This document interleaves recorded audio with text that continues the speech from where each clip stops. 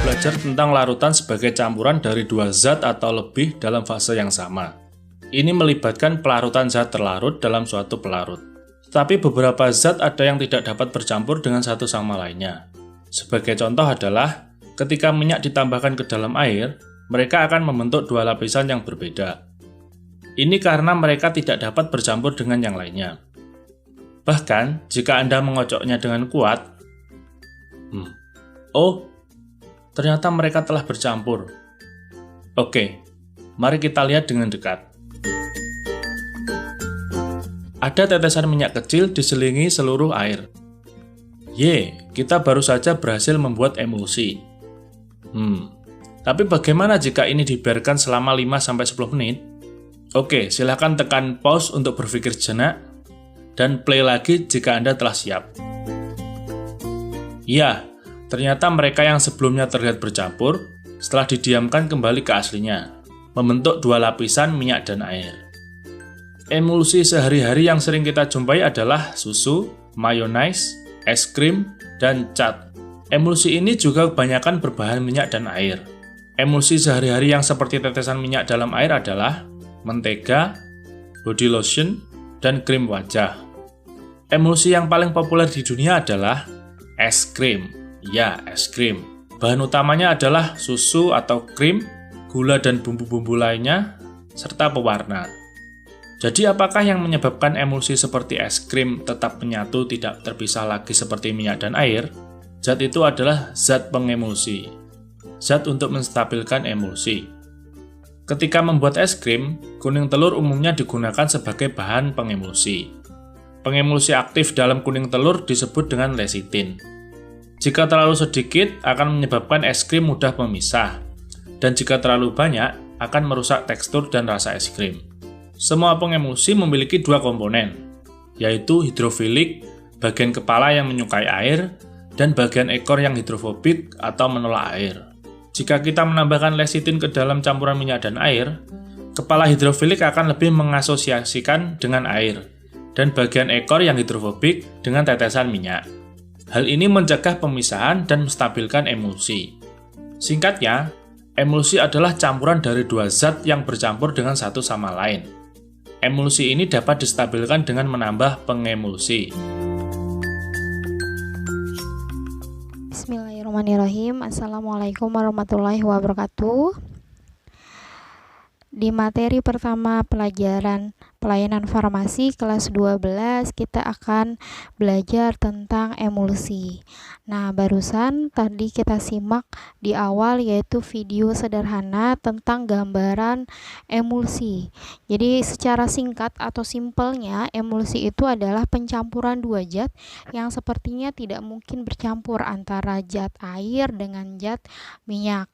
Nah, nanti kita buat bercampur dengan suatu tambahan. Zat tambahan itulah yang disebut dengan pengemulsi atau zat emulgator atau istilah lainnya adalah surfaktan. Nah, tujuannya apa kalian mempelajari bab ini atau emulsi? Karena nanti akan ketemu di pelajaran praktikum resep. Kalian akan belajar cara pembuatan emulsi. Jadi nanti ada sediaan yang akan kita berikan atau ada resep yang akan kita berikan untuk membuat sediaan larutan berbentuk emulsi. Nah, tujuan pembelajaran di materi ini adalah agar kalian bisa mengerti sediaan emulsi itu apa. Terus kalian juga bisa menjelaskan tentang komponen emulsi, tujuan pemakaian emulsi, kemudian menjelaskan teori terbentuknya emulsi, menjelaskan jenis bahan emulgator, menjelaskan cara pembuatan sediaan emulsi, menjelaskan cara membedakan tipe sediaan emulsi, kemudian menghitung harga HLB dari sediaan emulsi, dan terakhir menjelaskan tentang stabilitas sediaan emulsi. Ya, beberapa poin yang sudah Ibu jabarkan tadi, itu kita masuk mengenai dengan pengertian emulsi. Apa itu emulsi? Emulsi adalah sediaan yang mengandung bahan obat, air, atau distabilkan dengan zat pengemulsi atau surfaktan yang cocok. Nah, ini Farmakope Indonesia edisi ketiga. pengertian tentang emulsi. Kemudian ada lagi pengertian emulsi yang lain, suatu sistem terdispersi yang terdiri dari paling sedikit dua fase cairan yang tidak saling bercampur satu sama lain. Ada lagi yang ketiga, emulsi adalah suatu sistem termodinamik yang stabil, suatu sistem heterogen yang terdiri dari paling sedikit dua cairan yang tidak bercampur, di mana salah satunya sebagai fase dalam fase terdispersi atau fase internal, terdispersi secara seragam dalam bentuk tetesan kecil pada medium pendispersi fase eksternal, yang distabilkan dengan emulgator yang cocok. Jadi pengertian singkatnya yang di poin pertama aja, yaitu sediaan yang mengandung bahan obat, air, atau distabilkan dengan zat pengemulsi atau surfaktan yang cocok. Ya.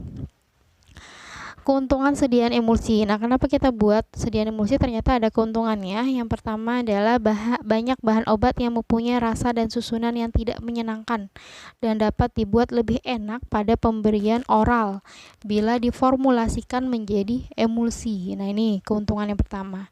Yang kedua, beberapa obat menjadi lebih mudah diabsorpsi atau diserap bila obat tersebut diberikan secara oral dalam bentuk emulsi. Ketiga, emulsi memiliki derajat elegansi tertentu dan mudah dicuci bila diinginkan. Formulator dapat mengontrol penampilan, viskositas, dan kekasaran dari emulsi kosmetik maupun emulsi dermal. Jadi emulsi itu tidak hanya sebagai obat minum saja atau oral, tapi ternyata bisa digunakan untuk bahan-bahan kosmetik ya.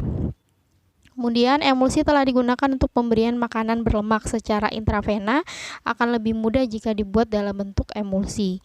Terakhir, aksi emulsi dapat diperpanjang dan efek emolien yang lebih besar daripada jika dibandingkan dengan sediaan lain. Nah, ini beberapa keuntungan sediaan emulsi. Kerugiannya, ada juga kerugiannya dalam pembuatan emulsi. Apa sih? Yaitu emulsi kadang-kadang sulit dibuat dan membutuhkan teknik pemprosesan khusus. Ya, jadi ada juga ketika kita buat emulsi itu nggak jadi emulsinya. Nah, namanya itu pecah larutannya. Untuk menjamin karya tipe ini dan untuk membuatnya sebagai sediaan yang berguna, emulsi harus memiliki sifat yang diinginkan dan menimbulkan sedikit mungkin masalah-masalah yang berhubungan. Nanti pada saat praktikum resep, ketika kita membuat resep yang hasilnya nanti jadi sebuah larutan emulsi, nah itu harus pelan-pelan, harus sesuai dengan teknik pembuatan obat.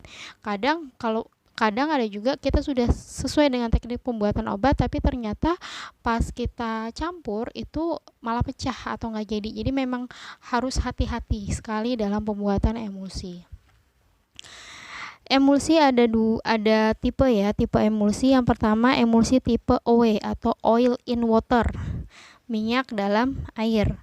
Adalah emulsi yang terdiri dari butiran minyak yang tersebar ke dalam air. Jadi airnya ini adalah wadah, minyaknya ini adalah tamunya, gitu ya. Minyak sebagai fase internal dan air fase eksternal. Ya. Nah, ini contohnya, waternya ini adalah putihnya ini. Nah, minyaknya ini adalah yang bulat kayak balon, ada talinya gitu. Nah, itu skema emulsi OW atau oil in water. Yang kedua, emulsi tipe WO, kebalikannya water in oil atau air dalam minyak. Adalah emulsi yang terdiri dari butiran air yang tersebar ke dalam minyak. Air sebagai fase internal, sedangkan fase minyak sebagai fase eksternal. Jadi tipe emulsi ada dua, OE dan WO. Kestabilan emulsi. Emulsi dikatakan tidak stabil bila mengalami hal-hal sebagai berikut. Yang pertama adalah creaming, yaitu terpisahnya emulsi menjadi dua lapisan, di mana yang satu mengandung fase disper lebih banyak daripada lapisan yang lain. Creaming bersifat reversible, artinya bila dikocok perlahan-lahan akan terdispersi kembali. Jadi yang pertama ini kayak pecah, tapi ketika kita kocok lagi, nah itu dia akan nyatu lagi. Sebenarnya nggak masalah, asalkan pada saat kita menggunakan kita kocok terlebih dahulu, ya. Yang kedua, coalescing atau sebutannya caking, breaking. Pecahnya emulsi karena film yang meliputi partikel rusak dan butiran minyak berkoalescing atau menyatu menjadi fase tunggal yang memisah. Emulsi ini bersifat irreversible, kebalikannya yang tadi reversible. Berarti irreversible adalah walaupun dikocok dengan kuat, itu dia tidak akan kembali lagi atau tidak terdispersi kembali. Kenapa? Karena hal ini terjadi karena satu peristiwa kimia, karena adanya penambahan alkohol atau perubahan pH-nya. Yang kedua, peristiwa fisika, pemanasan, adanya pendinginan, adanya juga penyaringan. Yang ketiga, peristiwa biologi, adanya fermentasi bakteri, jamur, dan ragi. Nah, terus emulsi dikatakan tidak stabil. Yang ketiga, inversi, fase peristiwa berubahnya tipe emulsi OW menjadi WO secara tiba-tiba atau sebaliknya, sifatnya irreversible. Jadi di awal pada saat pembuatan itu sifatnya adalah OW, oil in water ya, minyak di dalam air. Tapi pada saat proses peracikan, terus proses penstabilannya itu tiba-tiba berubah menjadi WO, atau misalnya dari hasilnya itu hasil akhirnya adalah OW, tapi kalau lama-lama kita diamkan dia berubah secara tiba-tiba menjadi kebalikannya. Nah, ini tidak boleh atau dianggap emulsi itu terganggu kestabilannya dan tidak bisa digunakan lagi ya.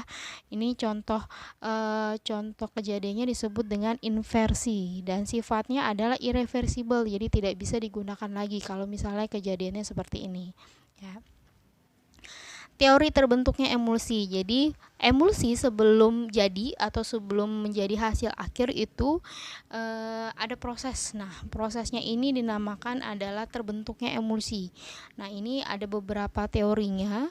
Yang pertama adalah teori tegangan permukaan atau surface tension. Di sini terjadi daya tarik menarik antara molekul atau kohesi dan adhesi.